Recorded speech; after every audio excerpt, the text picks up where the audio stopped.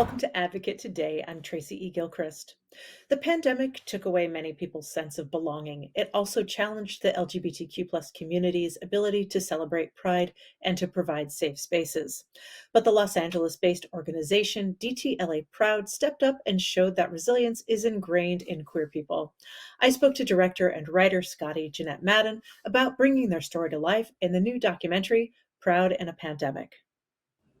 Hi, welcome, Scottie Jeanette Madden, director of Proud in a Pandemic and also co-executive producer. Thanks for being here with me. Oh, Tracy, thank you for having me.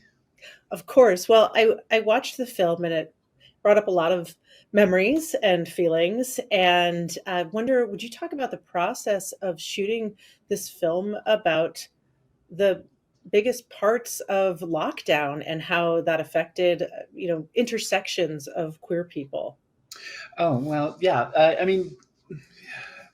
Queers can do disaster, right? I mean, that's the unfortunate side effect of the fights that we've been having. But yeah, we made the decision, like a lot of the Pride organizations, especially in Southern California, once all the other, South by Southwest and Coachella and all those, once they started announcing that they were closing or not going to hold their events, then the prides all started looking at what they were doing and went, oh yeah, we really can't get together either. And so, as Oliver says in the movie, we at DTLA Proud, our event's in August, so we thought, well, we'll be okay. But when it wasn't over in 3 months, we knew pretty quickly wasn't gonna be okay, right? So we decided, and at that time, everybody was starting to go virtual, and we thought, well, that's really not our style. And plus, we've been already. I mean, at that point, we had already been to like 5 or 6 virtual prides. We're like, okay, let's do something different. And so we decided to do a documentary. When did you begin shooting? We started shooting in May.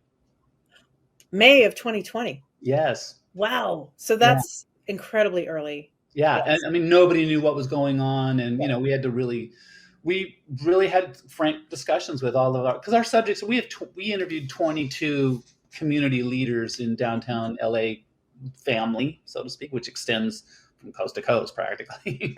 Right. But we had to, let them know, like, no, we're taking all the precautions to make sure that you're safe. And we lost a couple of people that we wanted to interview because they still didn't feel comfortable venturing outside of their houses. So yeah, I mean, and no shade, we got it. We understood.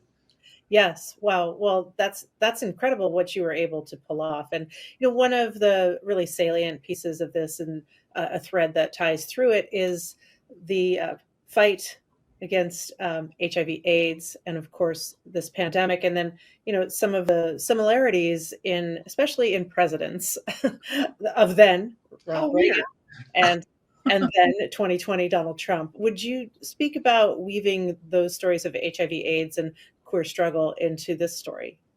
Well, and I will confess that at the very beginning, I hadn't even made that connection as the director, right? Mm.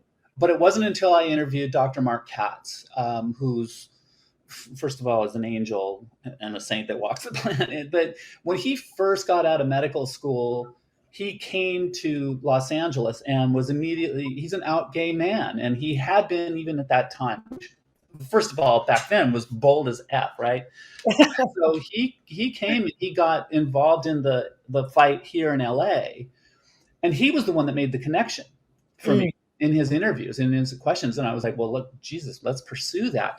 Mm-hmm. What we didn't realize was not only was it, the bullshit of it, but it was also the way out. If it hadn't been for the work of Larry Kramer and the rest of the ACT UP boys, and most of them were boys at that time, the women were caring for them as they were dying, but the boys were the ones, fighting in legislation.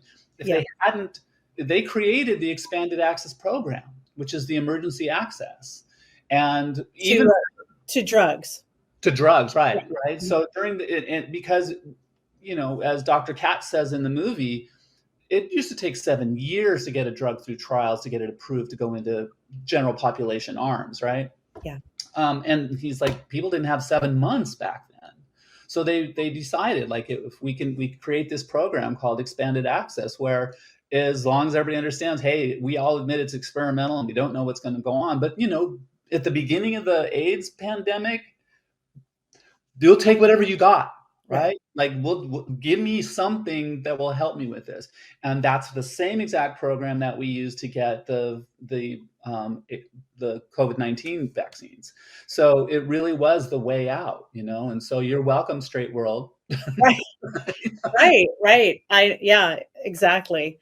Well, thank you. It was incredibly compelling to see that. Of course, early on, I made those distinctions early on in the pandemic, but to see them, drawn out the way that you did was incredibly compelling. And then Mhm. you also really touch on, because so much was kicking off in 2020. I look back, I'm like, wow. June of 2020, the murders of George Floyd and Tony McDade and all these murders of Black folks by police. And that, of course, is woven into stories as well. And would you touch on how that fits into the film? Absolutely. I mean, we couldn't not talk about it, right? Because the odd thing was odd. Okay, I'll find a better adjective, something that doesn't start be a four-letter word. But here we are. The world has lost its goddamn mind. Mhm. We don't know how to like sequester and isolate the entire world's population, right? And so, what's the response?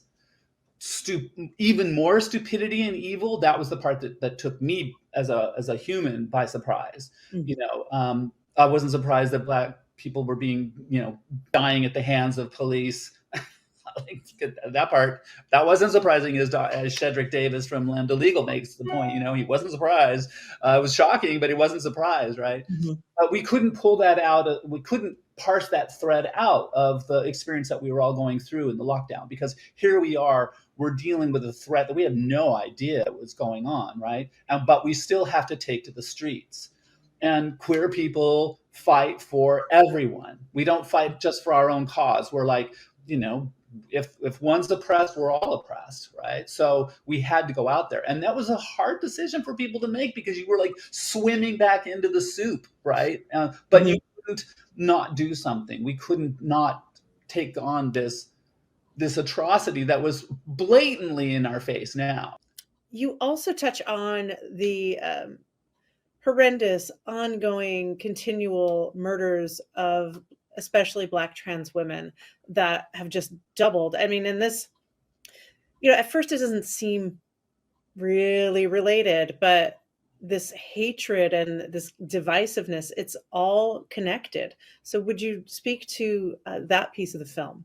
Yeah, I and that again is kind of like, it was an experience that we're all going through, so I really couldn't parse it out and be true and accurate to the experience that we were going through. But as a trans woman, I'm like, to me, there's two voices in the movie that were really mine, and thank God they came out of in far more eloquent voices. But Queen Victoria Ortega, I mean, the ludicrousness of it, she really got me. But also Sharon Franklin Brown, Mhm. who's the head of when she says, like, all of this is going on, all of this, it's all terrible, and then another Black woman dies, and the world doesn't stop. Yeah. And she, like, the look on her face when she says that, I mean, I felt that I got hit by a truck of Yeah. silence by that, because it's become commonplace. And that's what she's trying to say, is how come we are allowing this to go one more step? And the fact that it was happening during the Mhm. Black Lives Matter protests, was like, that was the part that, like, okay, that set me off. Scottie Jeanette Madden, congratulations on Proud in a Pandemic, and thank you for chatting with me today. I appreciate it. Absolutely, Tracy. It's my pleasure. Thank you so much to Scottie for stopping by. DTLA Proud's work is incredibly important in downtown LA and beyond. Visit dtlaproud.org/proud in a pandemic to learn more and get involved. You can also visit the Advocate channel wherever you stream for content and coverage that advocates for you. I'm Tracy E. Gilchrist. I'll see you next time.